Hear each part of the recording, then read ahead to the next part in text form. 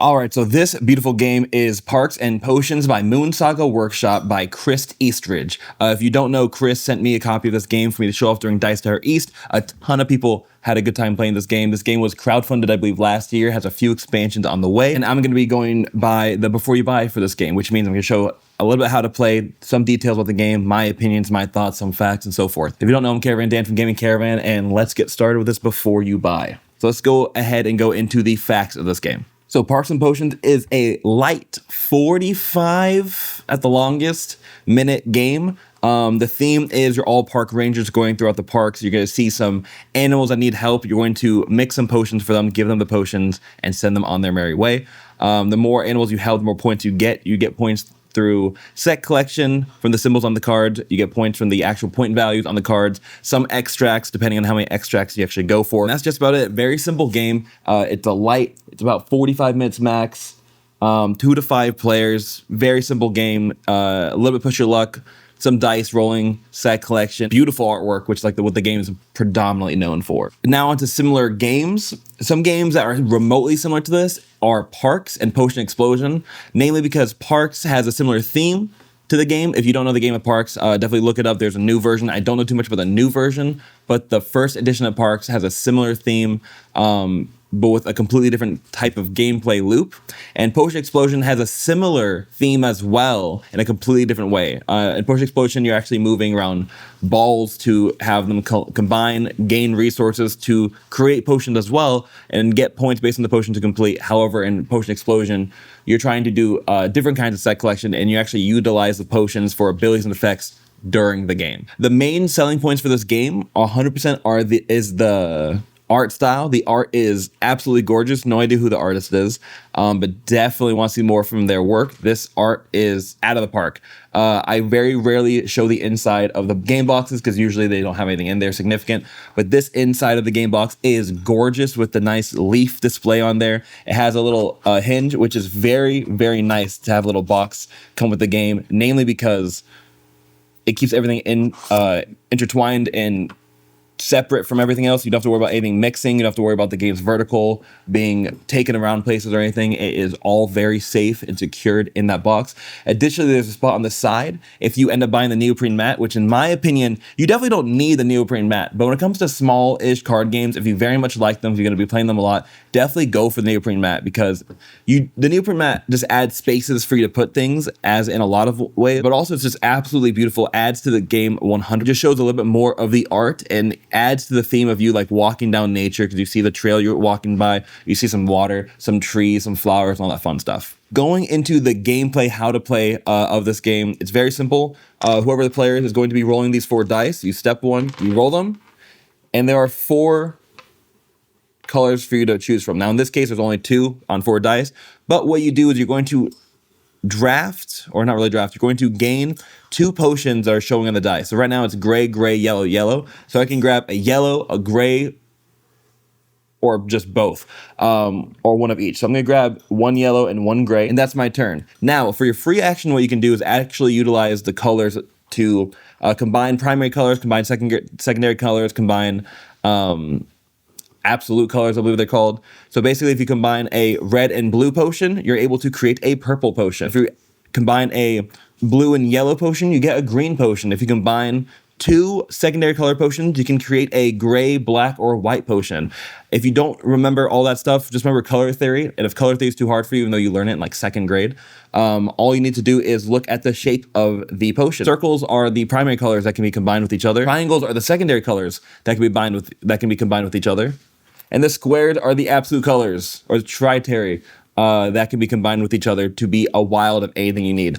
This game is a little bit push your luck because you all have cards you want to work on and you want to build, but you don't know what's going to come next, which is the main gist of the game. Because if I need a purple, I can wait for purple to be rolled because all of the faces have, or all of the colors are on faces of this die.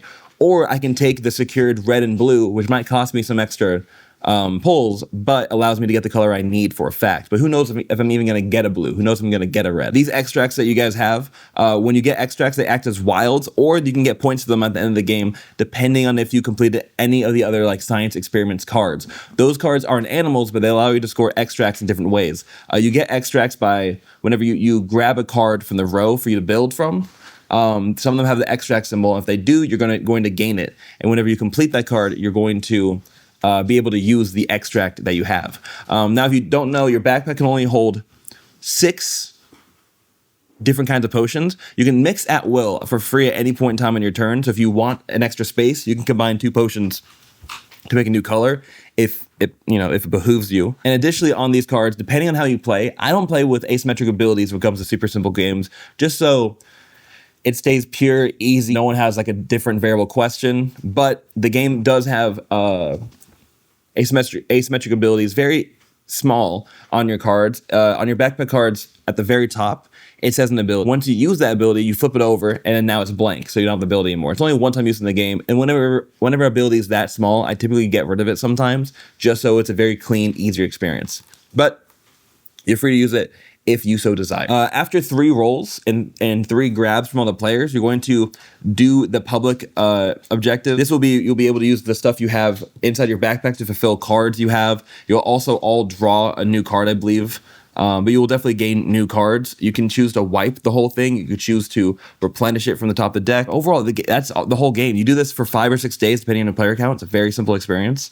And then the game's gonna be over. Whoever has the most points wins. And again, you get points from the icons you have on the top left of the cards and the points you have on the top right of the cards. The icons score based on how many of the exact same symbol you have. There's only 3 types of symbols. It is leaf, it is water, and it is something else. Leaf, water, and like a dizzy symbol. It kind of looks like a daze symbol from Magic the Gathering, or Wizards 101 if you guys know that game. So basically you'll score for every one you have after the first one. So if I have 3 water droplets, I'll score 2 of them. I believe you also score for full set. Can't find the answer exactly right now, but I believe you score full set. So if you have 1 of each, I believe you also get some extra points. Definitely check the rulebook when you get it. Don't take my word for it, but that is the overall gist of how to play this game. Now onto one of my favorite parts of this is the My Opinion section, where I basically just tell you what I think of the game.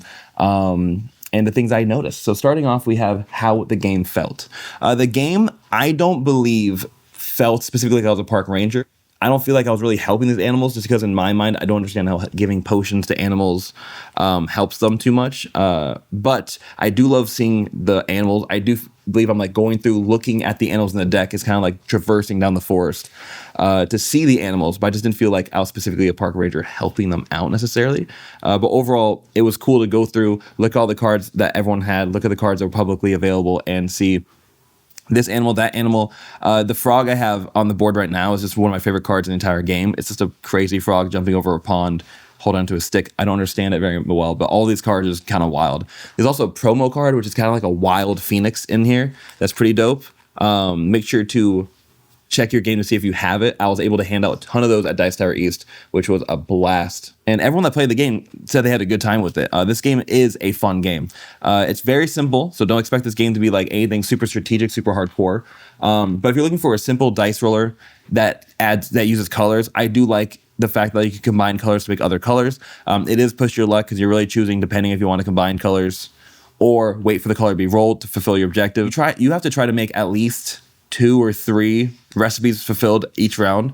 It's a huge trade-off. It's a nice tug of war almost between pushing your luck and being resource management, because you just push your luck the whole time waiting for exactly what you need, you're not going to score anything you want. But if you try to specifically only grab primary colors to create the secondary colors to create the final colors, you're not going to get what you want either.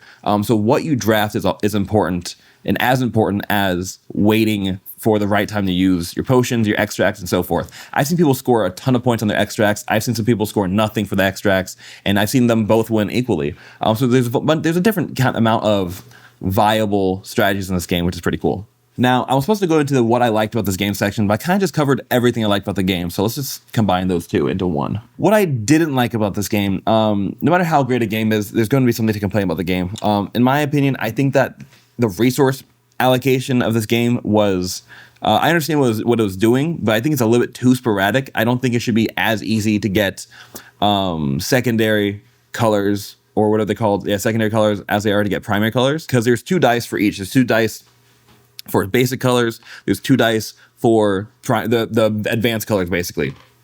And it's theoretically as easy to get both of them. I think it should be a little bit harder to get square resources, the white, black, and gray, versus the primary resources of red, yellow, blue. But that's my opinion. You know, I do like the fact that you can just, I kind of like the fact that you can just grab it and add that to your strategy, but it's kind of a little too random for my opinion, but that's, you know, to each their own. Some people love the randomness of these kinds of games. Some people just love the little push your luck situation. I think it's a nice push your luck because it's kind of sneaky push your luck. Doesn't feel like it, but it definitely has it in there. Your bag has a limited number of slots available, so you really have to pay attention to your resources. Sometimes you just can't grab anything, which kind of feels bad, but also you can't grab anything because you already have all the stuff you need. So it doesn't really feel that bad, because you're already getting all the points you want. The game is short enough. It doesn't feel like it stays on too long. It's a nice window of time for like 30, 45 minutes. I've only played it in 2 and 3 player counts.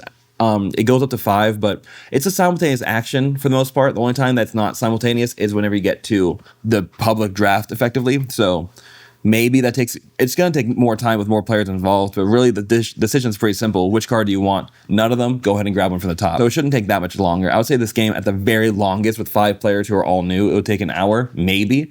But even doing that Dice Tower East with like 3 or 4 players, it took them 30, 45 minutes to play with all new players. So I think it's a great introductory game. It's a game that could definitely get people into the hobby. It's a beautiful game. And beautiful game, in my opinion, the art is as important as the gameplay, because if the gameplay is great, but the art sucks, I might look for a game with a better theme to it for my own preferences. So yeah, I think it's a little bit too random for a game that I want to play a lot, but I do love the art with this. I will play it regardless because the art's just so beautiful. Onto would I replay this game? I definitely would replay the game. As I said, it's just great looking at these cards. It's a fun time. It's easy. It's a nice filler game if you're an advanced gamer who just knows how to play games and catches on pretty easily. This isn't anything that you're going to be, you know, checking the rules for, looking for edge cases or the fun stuff. It's a very straightforward experience. And yeah, I would definitely play this game again. Would I purchase this game? This game costs about $35 as of right now, brand new. There's a bunch of expansions you can get, and I think if you buy the game now, you get one of the expansions for free. It's kind of pushing it for a game that I would buy. I would like this in the $30 mark. But if I had the money, if I had the resources and funds, I was looking for a filler game with beautiful art, kind of like a River Valley Glassworks experience. Where it's like light, it's easy, anyone will like it. You play it at least once a week. I would definitely say I could buy this for $35. I would prefer this at $30, but I understand why it's $35. And I think you get free expansion right now. So with the free expansion, 100% $35 is a great deal for it. And if it comes with neoprene matte base, which I don't think it does, but if it does, I would definitely get it for $35. That's not too much whatsoever for a neoprene matte game. Again, I would be more comfortable at 30, but if I had the funds and means and this is what I was looking for, yes, I'd buy this at 35. Final ranking for the game. So if you don't know, I rank all the games I play. I started this a few months ago, so I have about 100 games ranked as of right now. And it's just ranked from 100 to 1. And with number 1 being like the game I want to play again the most, and the game I like the most. Number 100 is like the game I want to play the least, and the game I like the least. So it's an average of those 2 factors. This game is number 58 out of 100, or technically it's 58 out of 98 right now. 58 is not a bad number. The games I like start at about 63, 64.